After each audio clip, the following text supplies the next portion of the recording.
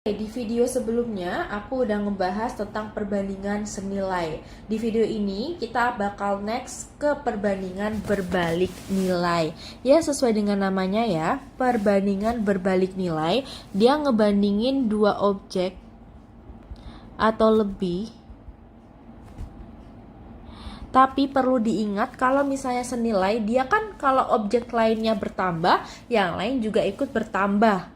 Kalau misalnya objek lainnya ikut berkurang, ya yang lainnya juga ikut berkurang. Nah, berbeda dengan berbalik nilai. Kalau berbalik nilai, ketika satu objek dia itu bertambah, yang lainnya dia malah berkurang. Nah, karena hal ini makanya namanya berbalik nilai, karena saling berbalik arah gitu ya.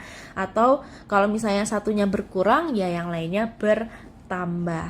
Nah, kalau misalnya kita bisa compare atau kita bisa bandingin, kalau di video sebelumnya aku udah ngejelasin untuk rumus senilai, dia itu kan adalah N1 per N2 sama dengan X1 per X2.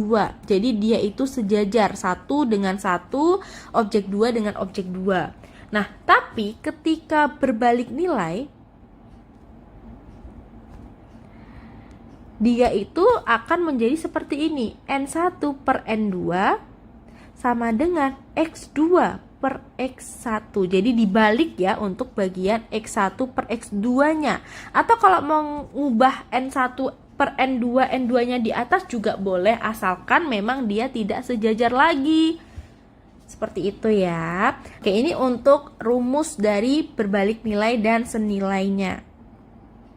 Jadi emang agak berbeda ya.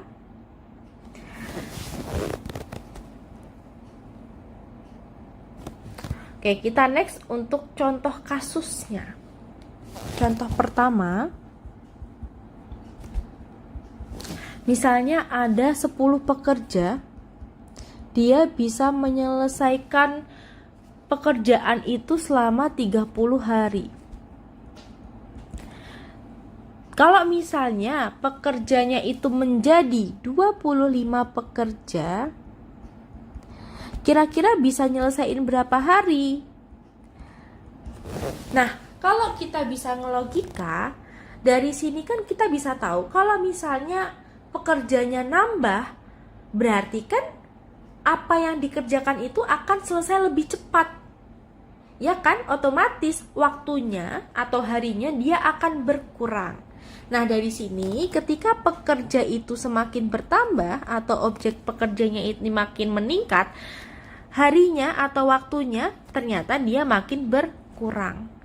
Dari sini kita bisa pastikan bahwa ini menyelesaikannya pakai perbandingan berbalik nilai. Oke, kita tulis aja di sini.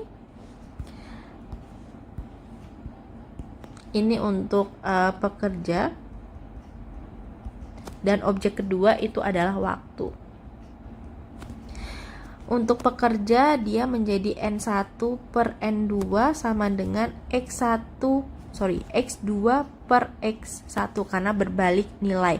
Nah, untuk penentuan N dan X ini gimana sih? Apakah boleh bebas? Apakah harus pekerja ini menjadi N, waktu menjadi X? Tidak ya, tapi harus konsisten. Kalau misalnya pekerjanya ini kalian menjadi X, ya udah, boleh. Terus waktunya ini menjadi N, itu juga boleh, asalkan konsisten. Berarti di sini N1-nya itu adalah 10 per N2-nya adalah 25 sama dengan X2-nya itu adalah P, karena kita cari ya, per X1-nya itu adalah 30. Kita sederhanakan menjadi 2 per 5. Berarti di sini kita kalikan silang ya, 30 kali 2 sama dengan 5 kali P. 60 sama dengan 5P. Kita bagi kanan kiri dengan 5. Jadi P itu sama dengan 60 per 5 atau sama dengan 12 hari.